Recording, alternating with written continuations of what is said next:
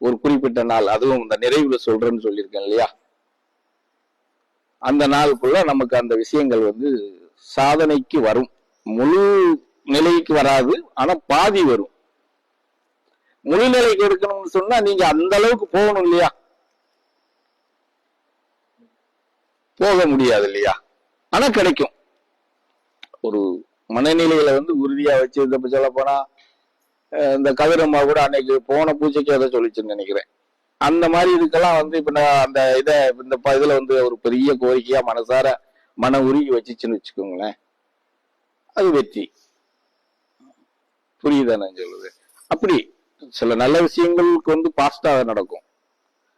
சில அதிதீவிரமான ஆசைன்னு ஒண்ணு இருக்கும் இல்லையா நம்ம கிட்ட,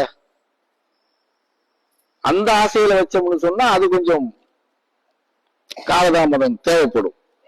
ஆமா, அது நீங்க கேட்கிற இதை பொறுத்து இருக்கு, அவங்க கேட்கறத பொறுத்து இருக்கு. வீடு வேணும்னு கேட்கறீங்களா, காடு வேணும்னு கேட்கறீங்களா, இல்ல வீட்டுல பொம்பளை பிள்ளைகளுக்கு மாப்பிள்ளை வேணும்னு கேட்கறீங்களா, இல்ல மாப்பிள்ளை பையனா இருக்கிறான்னா அவனுக்கு பொண்ணு வேணும்னு கேட்கறீங்களா, அப்படிங்கிறது இருக்கு. சரியா? இது ரெண்டுலயுமே கேட்கிற விதமும் இருக்கு. நீ சொத்து கேட்டாலும் சரி, நோயை குணப்படுத்துறத கேட்டாலும் சரி, ஒரு குழந்தை பாக்கியம் கேட்டாலும் சரி, இல்லையா, இல்ல மருமக இல்ல மருமகன் தேடி கேட்டாலும் சரி, கேட்கும் போது தெளிவா கேட்கணும். எப்படி தெளிவான, எப்படி சொல்லுங்க, சொல்லுங்க சாமியா.